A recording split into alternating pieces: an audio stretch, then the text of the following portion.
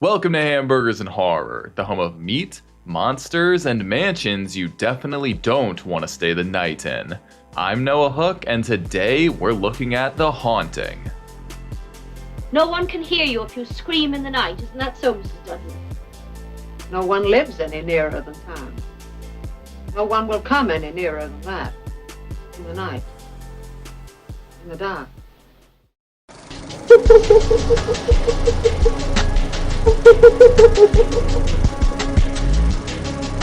God, whose hand was on me?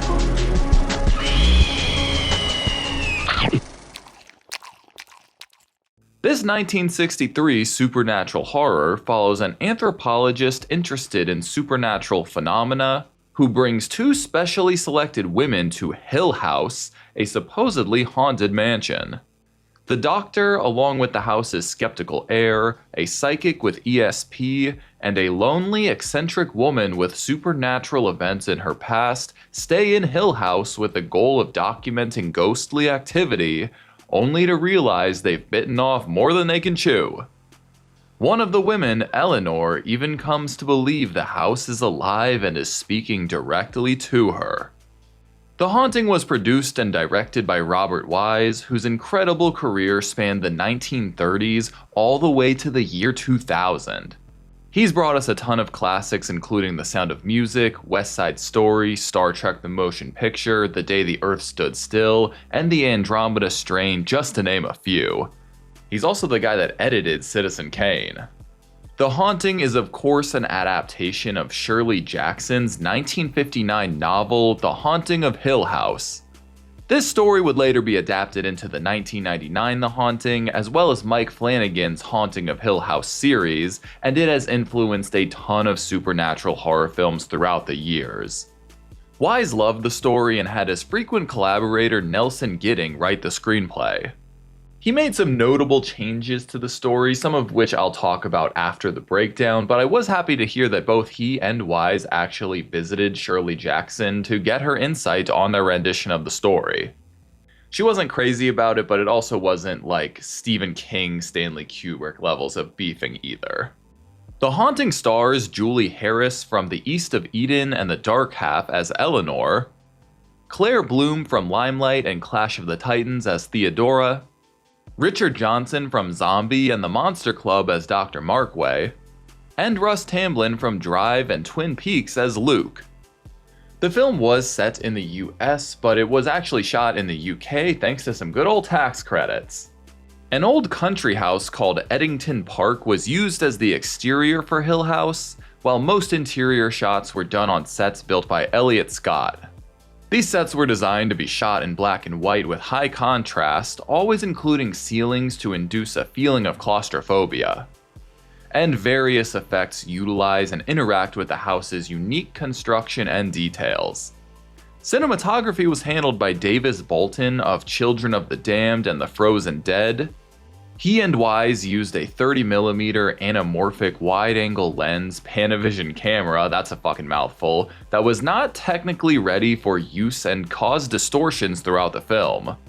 Both of them were really excited about these distortions because it gave another element of strangeness to the house, but they had to sign some official paperwork acknowledging that they knew the camera didn't work quite right yet. Bolton planned sequences that kept the camera moving, utilizing low-angle takes and incorporating unusual pans and tracking shots.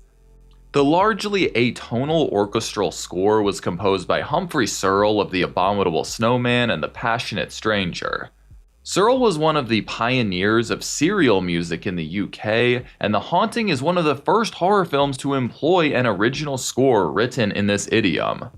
Purposefully wonky, almost impossible sets like The Shining, atonal, sometimes non-musical scores like Texas Chainsaw. This thing is honestly such a precursor to so many things that I really love. The Haunting opened to mixed reception at theaters, with critics acknowledging that it was very stylish, but found that there were holes in the plot and that it lacked excitement.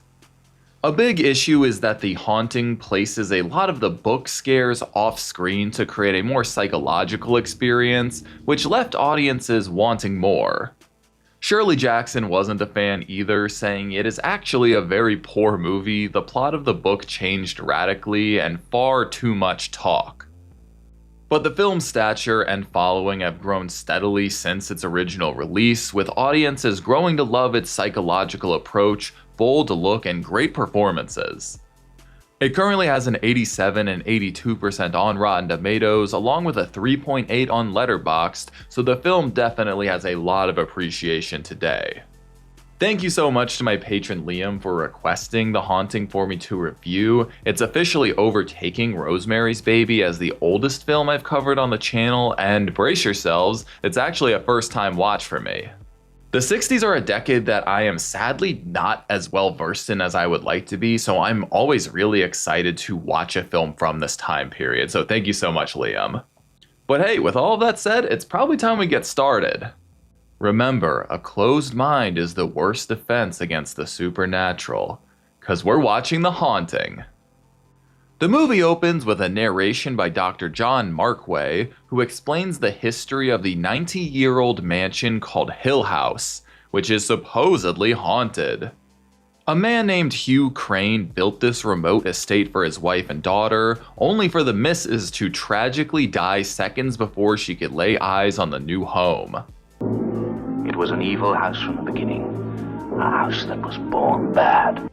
Crane raised his daughter Abigail in the home and eventually remarried, although the second Mrs. Crane sadly took a tumble down the stairs. Then Mr. Crane drowned to death while away on holiday, so little Abigail grew up to become Bill Hader and eventually back to an old woman. Apparently old-ass Abigail died calling for help while her hired companion was getting jiggy with a farmhand. The companion eventually inherited Hill House, causing the locals to believe she murdered the benefactor. She later hung herself on a staircase, and now the place belongs to a distant relative named Mrs. Sanderson, although she wisely does not live there. Dr. Markway wants to spend several weeks studying the paranormal activity within the house with some qualified assistants, which Mrs. Sanderson agrees to under the condition that her nephew Luke joins them. Of the professionals that Markway contacted, only 2 took on the job. The first is Eleanor Lance, a woman who supposedly experienced poltergeist activity as a child. She was also recently her mother's caretaker before she passed away, which seemed to have been a long, painful affair. She's living with her controlling sister and her husband, so she actually has to steal their car to go on this journey. Through her inner monologue, we learn she dreams of one day having a home of her own and intends to never return to Boston and her awful family. She arrives at the Gothic gates of Hill House, where the caretaker Dudley warns that she's the only one dumb enough to take Markway up on his offer so far. She feasts her eyes on the super duper Gothic home, although she feels the vile house watching her back. It's waiting for me. Evil. Patient. Mrs. Dudley leads her through the creepy house to her room, also noting that she does not stay here once it gets dark. Everyone lives miles away, so nobody will ever hear her cry out for help. I'm like a small creature swallowed whole by a monster. And the monster feels my tiny movements inside. Fortunately, one other guest arrives inside the monster, a woman named Theodora. They quickly become buddies and refer to each other as Theo and Nell, and it also becomes clear that Theo is a psychic. While exploring, the women feel an intense chill, and they both get the sensation that the house is calling out to Nell. But before things can get too exciting, Dr. Markway arrives. He explains that Crane designed the house to have askew walls and doors, which causes them to shut on their own and makes it extra easy to get lost. In the dining room, the women meet Luke Sanderson, the nephew set to eventually inherit Hill House. They cheers to their new companionship, which Theo is really into. Over dinner, Markway explains why both women are here. Theo was chosen for her incredible ESP. In one study, she was able to correctly guess the order of almost an entire deck of cards. Nell was chosen because as a child she experienced poltergeist activity so severe that it was actually reported by the police, although she insists that that never happened. Luke is our resident skeptic and doesn't buy into their powers or experiences or the idea of ghosts or haunted houses. Nell has an odd outburst at dinner, reminding us that her stressed out inner monologue is going even when we can't hear it. Later that night, she once again has the feeling of being watched, and Markway gives the three a nightly survey about different paranormal activity that they did or didn't experience. Nell locks her door just to be safe, but she and Theo wake to a loud banging sound moving throughout the house. The noise grows closer and closer before banging directly on Theo's door. The entity jiggles the doorknob before finally leaving with some high-pitched laughter.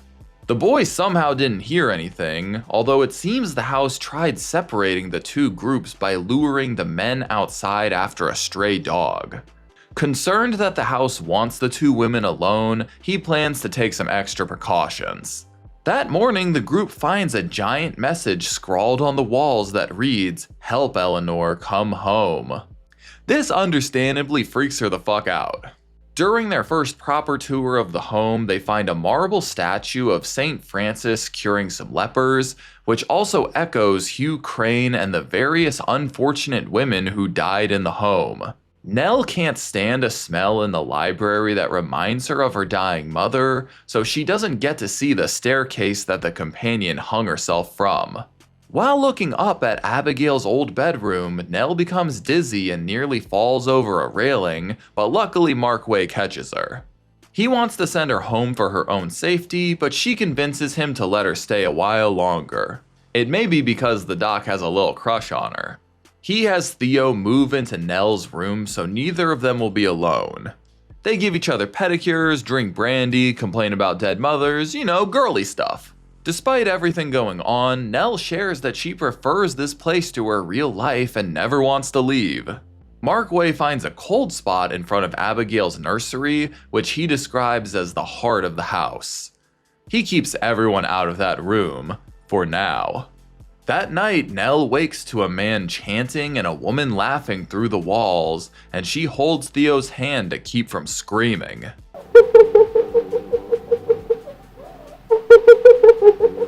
The sound of a child crying out is enough for her to verbally confront the entity, only for her to realize that she was sleeping on the couch and it wasn't Theo's hand she was holding. Uh-oh. Markway tries to convince Nell that these supernatural activities aren't necessarily nefarious and something to be feared, they may simply be misunderstood. But Nell is worried that all of this, even her three companions, are all simply in her mind. She shares that the night of her mother's death, she purposefully ignored her mother knocking on the walls. He reminds her that feeling tired and disgusted is only human, and he believes she is a good person. Oh, she fucking likes that. The group looks over some questionable bedtime stories that Crane left behind, and Theo uses her ESP to mock Nell's yearning to be with Markway. She tells Nell she's wasting her time pining after him, and she tells Theo she's one of nature's mistakes, which seems to hit extra hard. But we quickly learn that Theo was right, as it turns out Markway is married. His wife Grace has arrived to bring her husband home, worried that he will lose credibility over this silly project. He refuses, so she's gonna stay as well. Jelly Nelly recommends that the skeptical woman sleep in the nursery, which Grace happily agrees to. Markway doesn't have a key to that room, but the house is happy to let her in. John tries to convince her to stay with him, but she's determined to prove him wrong and that there's no such thing as ghosts. Nell is worried that Grace's presence will somehow prevent her from staying in Hill House, the only place where something interesting has happened to her. Markway has Nell and Theo move down to the parlor with him and Luke, who will take turns keeping watch. But they're all awoken by the banging sound this time, with even Luke unable to explain what he's hearing. The entity pushes up against the door, somehow causing it to flex like rubber. God, it knows I'm here.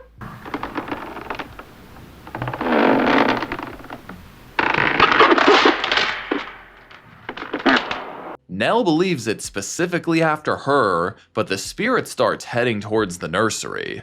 She sneaks out to give herself to it, although Nell finds herself surrounded by a lot of poltergeist activity on her way there.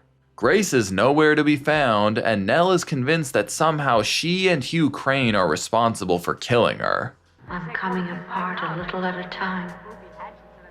A little at a time. Now I know where I'm going. She waltzes her way through Hill House, more certain than ever that this is where she belongs. Now she feels right at home in the library, climbing up the evil, wobbly spiral staircase.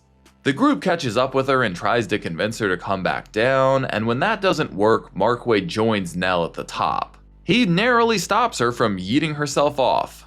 But just before they head down, Nell spots spooky-ass Grace peeping out of a trap door. She faints and comes to downstairs, but nobody believes what she saw was Grace. Markway is sending Nell home for good this time, and she's absolutely distraught because she's meant to stay here. It isn't fair that Grace gets to steal her place. She knows the house wants her and is determined to keep her, but the boys manage to load her into the car. Nell says goodbye to Theo and Markway, and Luke joins her in the car to make sure she gets to town okay. But when he hops out to get the gate key, she hits the gas, determined to find a way back into the house. But as she heads down the driveway, something takes over the steering wheel, nearly crashing into several trees. Nell is confused as to why the house is doing this to her, but she's even more happy that something interesting is finally happening to her. She glimpses a woman in the path before crashing right into a big-ass tree. Markway and the others catch up down the road and find Eleanor dead and Grace wandering around in the woods. She says the house tricked her and got her lost, with her somehow winding up in the attic where Nell saw her. Markway realizes this is the same tree Mrs. Crane crashed into, believing something must have been in the car with Nell. The house didn't want her to leave, and she wasn't strong enough to fight it. Theo supposes that maybe Nell is happier this way, as now she never has to leave Hill House. Even Luke believes this evil place should be burned down, and the movie ends with Eleanor talking about her exciting new forever home. And that's The Haunting. Yeah, it's so easy to see how this film influenced so many other haunted house movies, and it's really impressive to see how much it holds up amongst them. There is such a great feeling of dread and doom the moment the characters set foot into Hill House. It's a great classic example of tension building up like a pressure cooker. It is absolutely a slow burn horror. The first half especially is really dialogue driven and not a ton of spooky stuff really happens, but I don't mind that too much because all of the dialogue we're getting gives us a great insight into Eleanor's psyche as well as the history of Hill House. All of the dialogue eventually ties into something that happens or we see later on. The Haunting largely takes a less is more approach, which I almost always think is the best approach when you're making a ghost story type horror movie. The true terror of Hill House always lies just off screen, whether behind a door or in the characters' minds. We never lay eyes on an actual ghost, but we hear them laughing and crying. We see them writing on the walls and seemingly manifesting themselves in various pieces of furniture. And most importantly, we observe them taking their mental toll on Eleanor. I really enjoyed the dynamics between the four main characters staying in the house. This film definitely isn't responsible for creating the archetypes of the inquisitive scholar or the proud skeptic, but the film does a really great job of utilizing those archetypes in Luke and Markway and their philosophical tug of war. My first time watching, I was convinced Markway was going to somehow be evil, but I'm glad that he wasn't and the terror truly lived inside the house. Theo is a fascinating character and probably my favorite in the whole film. Her sarcastic jokes also allow us to get an idea of Nell's thoughts without sharing the actual monologue, so even indirectly she functions as a sort of broadcast of Nell's crumbling psyche. And perhaps most interestingly, her character is really queer-coded in a surprisingly nuanced and human way, which is unsurprisingly uncommon in 60s films. Theo being a lesbian is never outright said, but little hints are sprinkled in through her outfits, her subtle flirty behavior towards Nell, her curt response to being asked if she's married, and especially through her response to Nell's insults near the end. It's unclear whether Nell is calling Theo a mistake of nature due to her ESP or her sexuality, and that ambiguity works really well in relation to the themes of the film. Mark Waid's whole spiel is that just because we don't understand something doesn't mean that we need to fear it, and that sentiment could be tied to ghosts or gay people. But of course, Nell is ultimately the star of the show here, and Julie Harris absolutely nails it in the role. I really enjoy watching Nell because she's the perfect example of an unreliable narrator. She's depressed from caring for her dying mother for years, mourning the loss of her dead mother, ashamed of the fact she's glad her mother died, and resentful for all the time she lost caring for her. She's convinced that she's been called here for some greater purpose, and she's so hungry for an interesting experience and to escape her real life that she doesn't care if this experiment kills her. She immediately becomes convinced that Hill House is where she belongs, as if her whole depressing life was leading up to this moment and place. Gidding wrote the screenplay to make it less of a straightforward haunted house, more interested in the idea of all of the supernatural shit actually taking place in Eleanor's mind.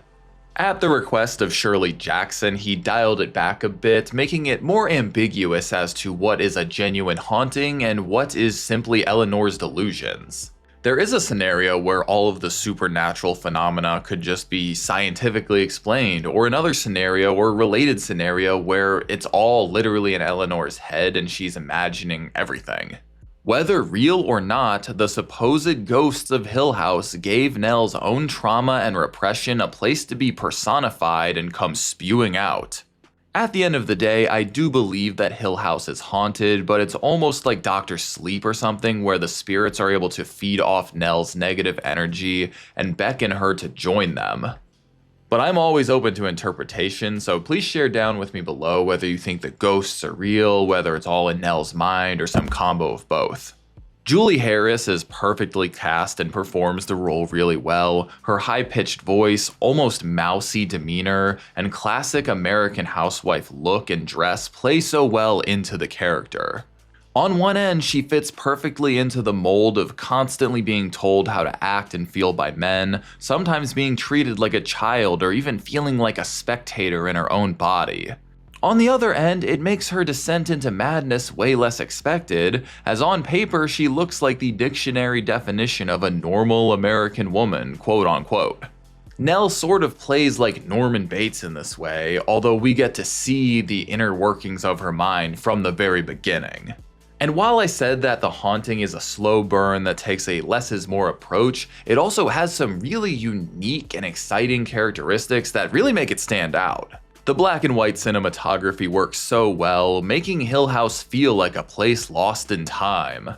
The home is so lush with weird odds and ends, it gives the home a life of its own.